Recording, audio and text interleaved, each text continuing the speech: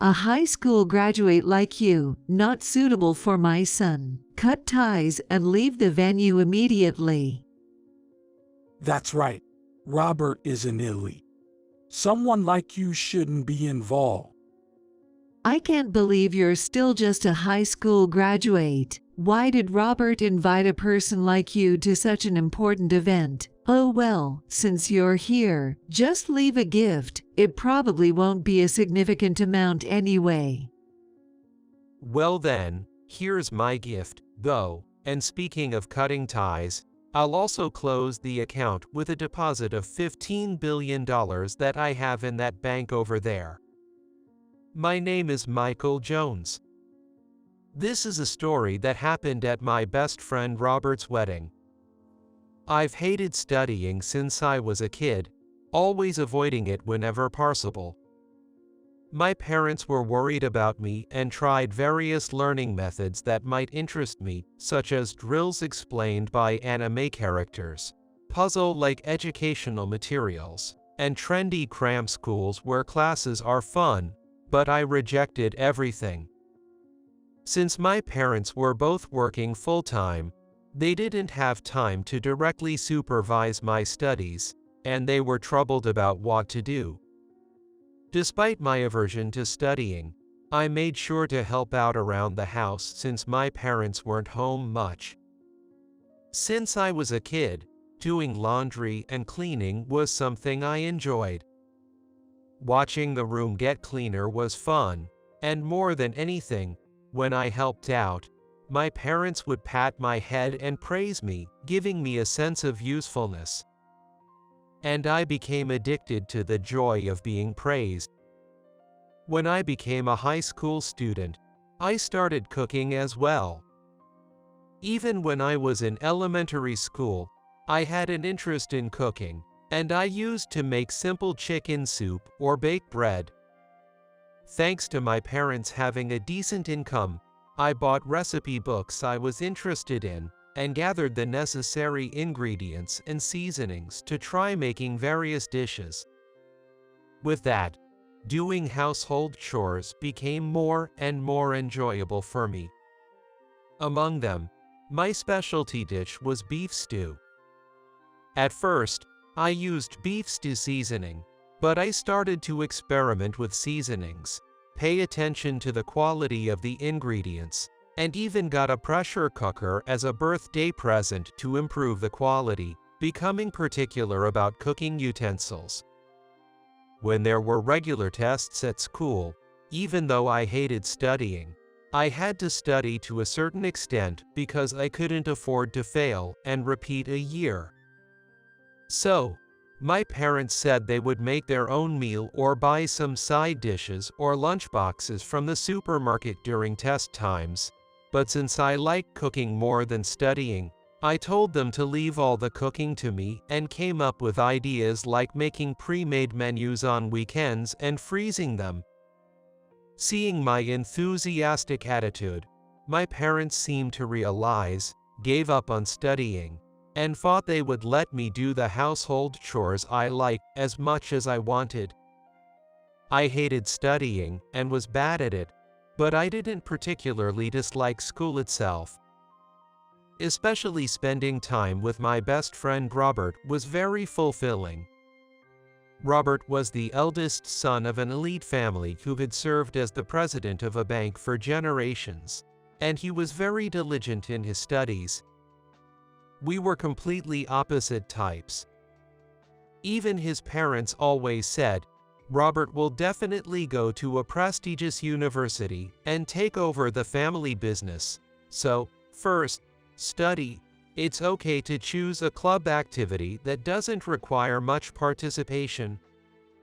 Despite those expectations, he was always diligent, achieving first place in the class in regular tests. Although we were complete opposites, he was very kind and talked to me, who was struggling with homework at school while trying to secure time for cooking at home, and taught me how to solve problems. From then on, we spent more time together, and when we were eating lunch together, I noticed that he was eating lunch of a convenience store every day. When I asked about it, he said his family, all of whom worked as bankers, was busy, and they would give him $5 to buy lunch. However, he had a small appetite and didn't like the strong flavors of convenience store food, so he was having trouble. If that's the case, shall I make and bring lunch for you? Is that okay? But it takes time. Don't worry about it. I make lunch not only for myself, but also for my parents. It's just one more, so it's not much extra effort. It's my way of thanking you for always helping me with my studies, right? When I pressed him like that, he agreed and said he would give me $5 he received for lunch as ingredients expenses. I declined once, but Robert insisted, saying, at least this much, and I reluctantly agreed. I made lunch every day and enjoyed seeing him eat it and react to it. I understood his taste preferences, and the beef stew I made for him, who liked light flavors, was so delicious that he really liked it. Since dinner was mostly supermarket deli food due to everyone in the family coming home late, I sometimes visited his house to share my cooking. I happened to meet his mother once when she came home early by chance, and she said, "Oh, a friend of Robert's. Welcome. If you're Robert's friend, are you good at studying? Which university are you aiming for?" She bombarded me with questions, and when I honestly told her that I wasn't good at studying and hadn't thought about university at all, she muttered discontentedly, "Why this boy?" Seeing her like that, wow, this lady is scary. Just as I thought, Robert intervened and said, "I always talk about him. It's Michael Jones who makes lunch for me and sometimes brings dinner." Robert's mother smiled and said, "Well, thank you for coming all the way. Health is certainly important, so I'm grateful. Teaching him also contributes to Robert's growth, so let's keep in touch in the future." But her eyes didn't smile, and she looked scary.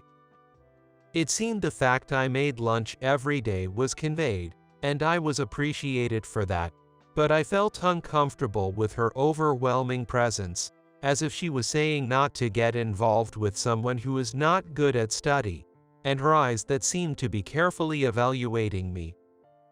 The days of making lunch for Robert continued until graduation. And then, on the day of the graduation ceremony, Robert's mother came to me and Robert, who were saying goodbye. "Hello, you're Michael, right? Thank you for his lunch all this time. By the way, have you decided which university you're going to after all?" The mother, who seemed to look down on me a bit. When I told her that I had thought about it a lot but had given up on going to university, and that I was still immature but would try to live as a working adult, Robert's mother's expression changed completely. Her face turned into a demon-like expression, and I felt like I was about to get chewed out any minute now. When I was feeling scared, Robert grabbed my hand and pulled me away from the situation, saying, "Michael's future has nothing to do with Mom. Michael, they're taking class photos over there. Let's go join them." Robert was supposed to go to the best local college as planned, and initially, I intended to follow suit, pressured by my parents and teachers to pursue further education. I hadn't been a diligent student in the past. I failed to even get into a safety net university, and ended up hastily applying to a private university with a reputation for admitting almost everyone, with an entrance exam deviation score of around 30, just to get in. But due to the rush, I hadn't thoroughly researched the university, only to find out later that the tuition fees were higher compared to other schools, and there were additional expenses like donations. Not wanting to pay such a high amount of money just to study something I hated, I persuaded my parents. Although they could afford it if they pushed themselves, they recommended further education for my future. However, I had already decided not to go. Seeing my determination, my parents gave up, and so entered the workforce right after high school. For the next 15 years after graduating from high school, I worked tirelessly. Unlike studying, work becomes more rewarding the more you do it, as it helps others. I found it enjoyable. I was happy to hear customers say thank you and to receive praise from my bosses. Even though there was overtime, I didn't find it burdensome at all. I was truly a workaholic. Even on my days off, I loved my job so much that if I heard there was an opening in the shift, I would immediately volunteer to fill in. Then one day, I received a wedding invitation from Robert. I was so thrilled, as if it were my own event, and I immediately replied my participation. And then, on the wedding day, the venue was magnificent. There were masses of bouquets, with white roses on each table. There were masses of bouquets, with white roses on each table. The wall decorations were elaborate, reminiscent of a medieval European ball. Robert had smoothly progressed to a prestigious university after his high school graduation.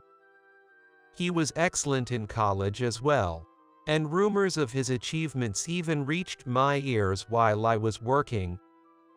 With his natural intelligence and dedication, Robert excelled as a banker, and his abilities were recognized to the extent that he succeeded his father as the president of a regional bank, while his father became the chairman. This luxurious venue must have been a testament to Robert's hard work. Come to think of it, since it's a wedding, Robert's parents must be coming too. Back in high school, I remember his mother trying to get him lunch from a convenience store, even on days when he was sick, and pushed studying onto him. I was probably left a bad impression on her as well. Not looking forward to this.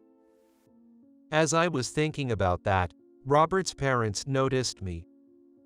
As soon as I entered the venue, and approached me.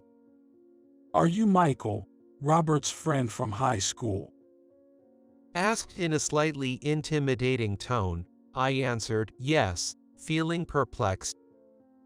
Then his mother continued, "We were surprised when we heard you didn't go to college after graduation, so, what have you been doing since then?"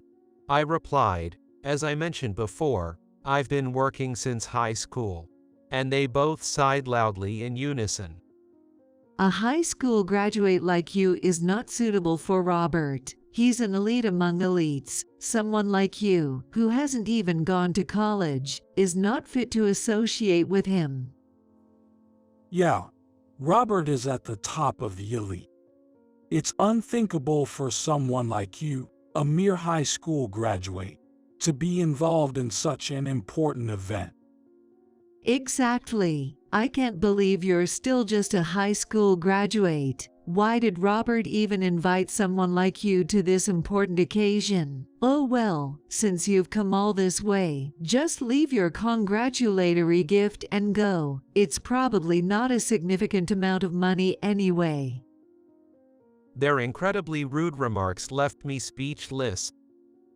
Nevertheless, they were Robert's parents. Despite not wanting to cause a scene, I couldn't help feeling uncomfortable, so I retorted somewhat provocatively, "You're right. If that's how you feel, then it seems cutting ties is the only option. Oh, and here's my congratulatory gift. Please accept it."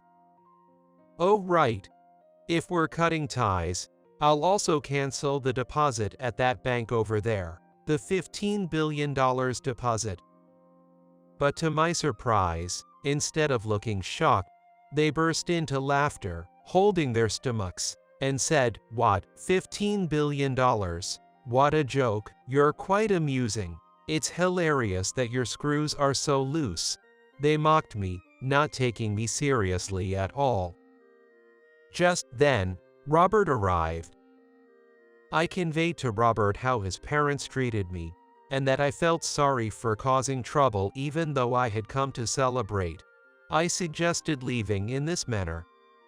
Robert, you gotta think about your friendships. You know, this guy just being a high school graduate is embarrassing enough, and now he's talking about canceling his $15 billion deposit. Not only is he a high school graduate at the bottom of the barrel, but also a big fat liar. It's actually hilarious. At this point, it's just pitiful and pathetic.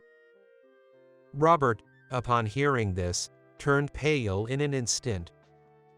Ignoring his parents, he immediately turned to me and said, "Michael, I'm sorry for causing you distress despite you coming to celebrate. I want you to reconsider about the deposit. I know it's difficult, but I think it's necessary. I'll send Mom and Dad home, so please participate in this ceremony." I promise you won't regret it. Seeing him so desperate, I gave in and decided to participate for the time being.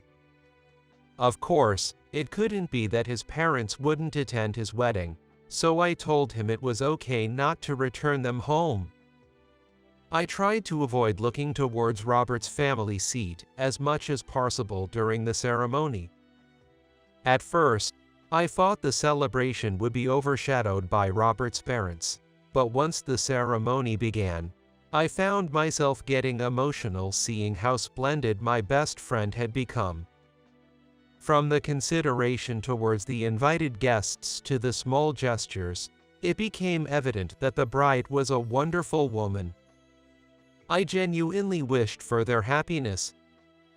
At the end of the ceremony, when Robert was reading a letter to his family, he began to speak about something astonishing. Thank you all for gathering here today. I have something I want to convey to my parents. Everyone in the audience thought they would hear a touching story.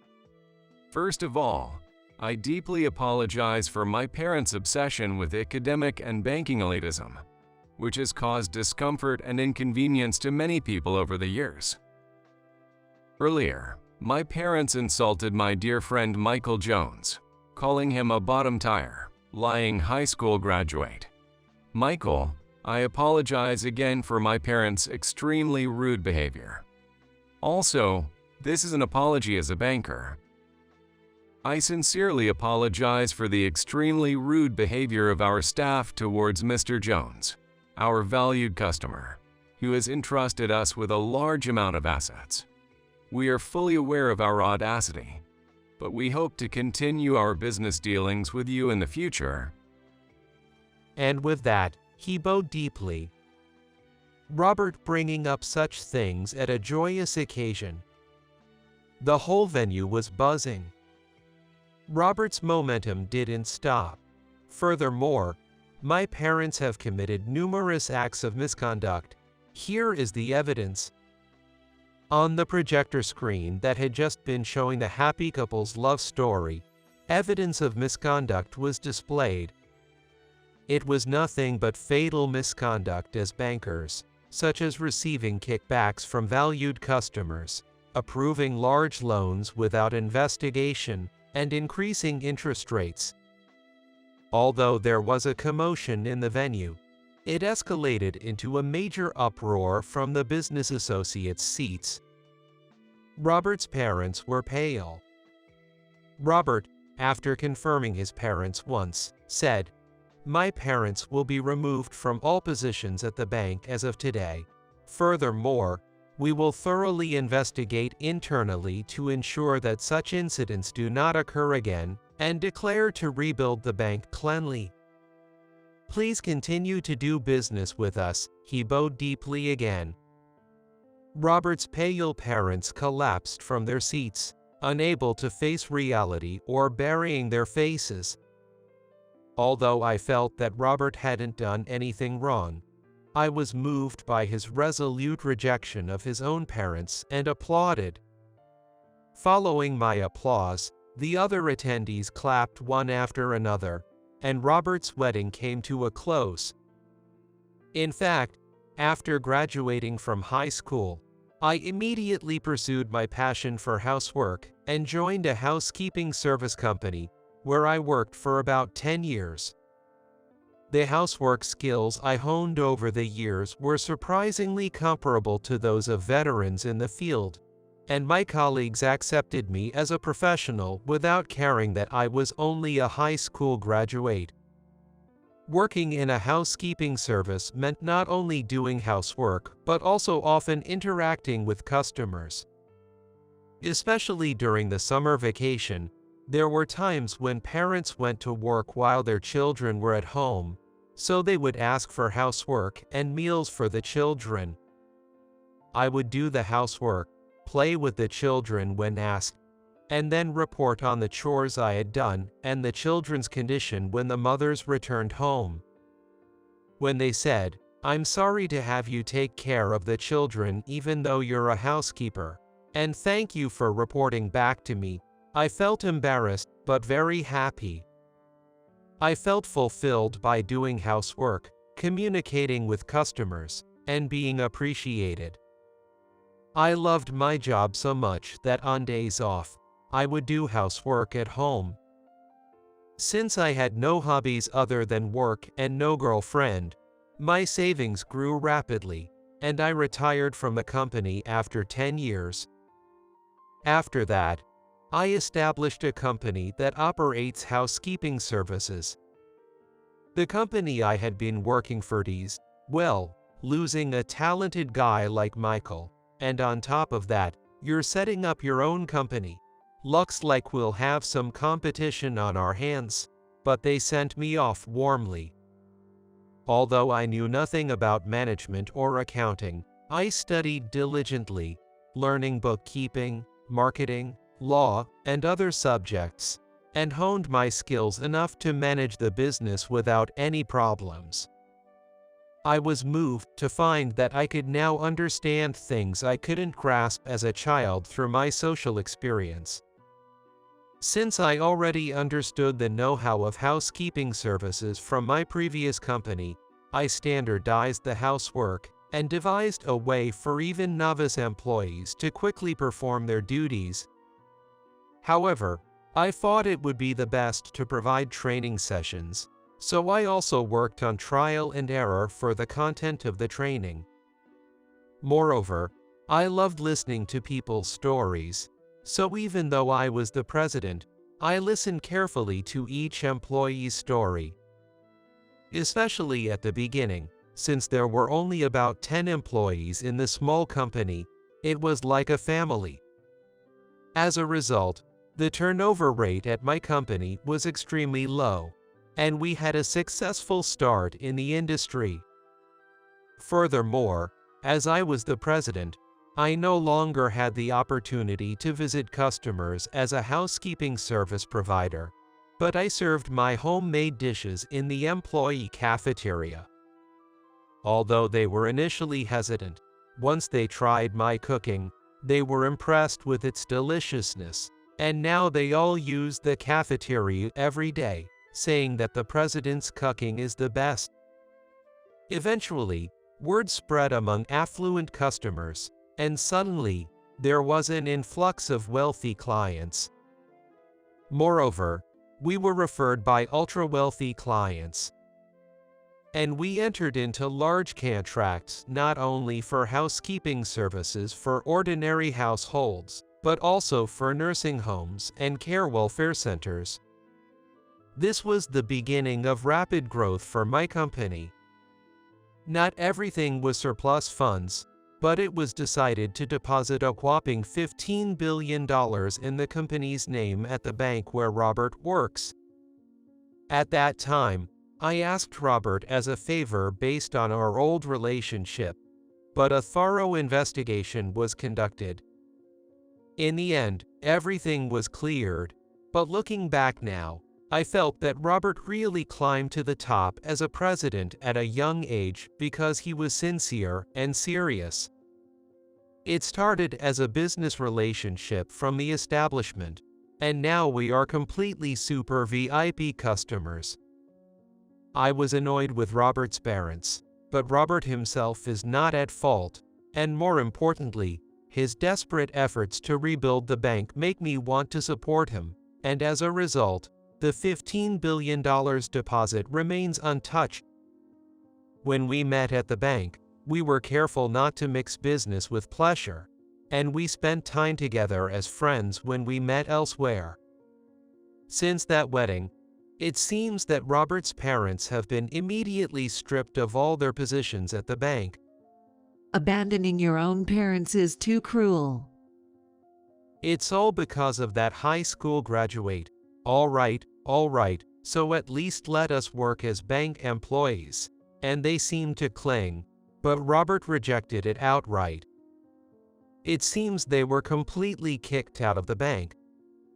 Such stories spread not only within the bank, but also in the neighborhood, and rumors were whispered every day.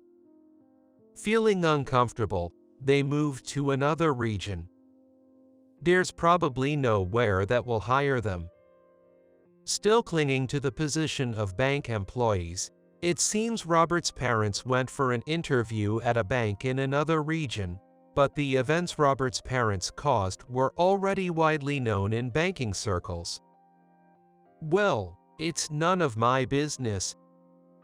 On the other hand, Robert and his wife, Mary, are working together to support the bank's work. Mary, in passing, seems to have worked as a receptionist at the bank, and she was captivated by her graceful demeanor. Robert made one-sided advances, and at first, he was avoided and feared because he was the president's son, but after a year of persistent pursuit, they started dating. Now she works as Robert's secretary, managing his schedule and other tasks. She's very beautiful, so Robert seems to keep an eye on her when they go to business meetings with clients because she's often seduced. This time, she said that wearing a wedding ring would improve the situation a bit, but I wonder how it will turn out.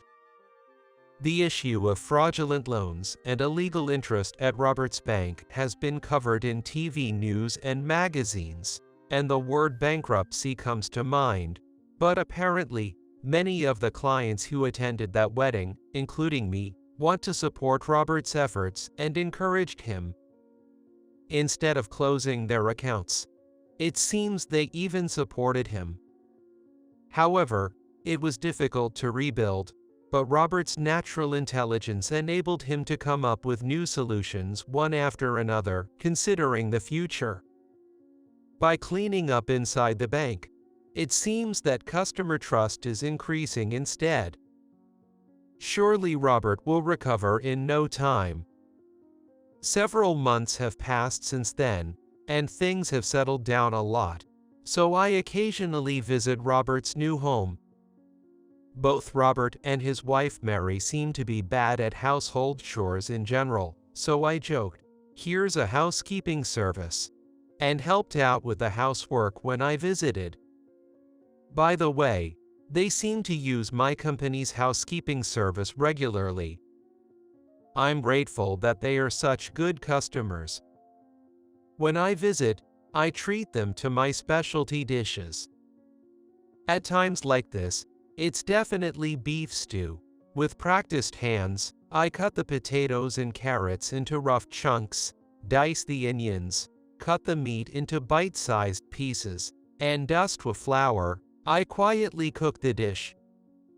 It seemed to be Robert's first time seeing me cook, as he watched with wide eyes. Mary also watched, saying, "You're very efficient." Feeling embarrassed to be praised, on the one hand, but feeling nervous and fidgety because both of them were watching me, I managed to make the beef stew. When I offered them the beef stew I had plated, Mary was surprised at my cooking. "I've never had such delicious food." Robert also complimented, "As always, you're good. This gentle taste is so comforting." I'm happy when they enjoy my cooking, and we spend a pleasant meal time together. Beef stew is versatile, you know. You can make spaghetti or potato au gratin with the leftovers. Since I made a bit too much, why don't you try making something with it tomorrow? I suggested to Mary. The original beef stew is so delicious. I think I'll try making spaghetti with it, she said. The other day, Mary's sister, Linda, came to visit, so I treated her to my cooking as well. Linda stared at me while I cooked, and when I thought about it, she helped me cut the vegetables. It turns out that Linda, unlike her sister Mary, has recently become interested in cooking and has been obsessed with it. Linda and I stood side by side in the kitchen, eating the finished dish. It's incredibly delicious. I'd love for you to teach me how to cook. It's thanks to your help. I just help cut the vegetables. I've only recently started cooking, so I can handle the basics of cutting, boiling, and frying, but I can't seem to get the seasoning right. After being earnestly begged, she ended up coming to my house to learn how to cook next time. I'm teased by my employees for being so good at housework and having a domestic wife, but I'm still a man. Can I come to your house? Linda asked me with upturned eyes, and I couldn't help but gulp, but I convinced myself that it was just to teach her how to cook. Glancing at Linda, I saw her long hair tied up and her pink lips glistening. I involuntarily swallowed again, but what am I thinking? Pull yourself together, me, I told myself. I invited her to my house right away and introduced her to the ingredients, seasonings, and cooking utensils. Linda was desperately taking notes, looking very adorable. As I teach her to cook, she improves rapidly, and a few months later, she sometimes comes to my house unexpectedly saying, "I made it at home. Would you like to eat it together?" We spent times like friends, and I finally worked up the courage to invite her on a date, which she accepted. It was a very cold winter day. On the way back from the date, with Christmas approaching, the town was illuminated, and there seemed to be more couples than usual. In front of the big Christmas tree at the station, reluctant to say goodbye, and I confessed boldly, "Linda, I've really enjoyed cooking with you. I'd like to continue cooking together and spend time dating like this. If you're okay with it, would you go out with me?" In front of the Christmas tree. A grown man, in front of the illumination. There were some passers-by's glances, and it was a bit embarrassing, but Linda agreed with a slightly red face. And now, we're even having dates developing new recipes at home. When those recipes work out well, I also teach them to the employees of the housekeeping service company, and it seems that there are some cases where the employees make them at the customers' places, and it becomes a big hit. With this and that, the company has grown larger, to the point of employing a considerable number of employees. Recently, there have been talks of TV and magazine features like Hot Topic, getting inside the housekeeping service company. And above all, what surprised me the most was, how about publishing the recipes we developed as a book? Surprisingly, a customer who was impressed by the recipe made by the employees at their place turned out to be someone working at a publishing company, and they came back with a suggestion to publish a recipe book. Since Linda's contribution was significant in developing this recipe, I immediately consulted her. She seemed quite enthusiastic, saying, "Wow, our recipe becoming a book. Please, let's do it." So, we decided to take on this opportunity. Now, not only are we developing recipes together, but we're also busy with writing. At the same time, I secretly went to look for our rings. By the time this recipe book is completed, I hope we'll have the same last name, fantasizing about it. In today's world, where even high school graduates are often criticized, having only a high school diploma might be quite rare in the US. Certainly, having an education might make success easier. However, I don't think education and success in society are equal. In fact, I entered society without being fixated on my education, and now I'm running a company as its president. It might seem like hindsight, but there are plenty of successful people who are just high school graduates. Like the parents of Robert, if you become arrogant and stuck up about your education, no matter how excellent it is, you'll fall into a pit. It's natural to care about your education to some extent. But I think everyone should challenge what they want to do without being fixated on their education and live freely, making the most of their strengths in society.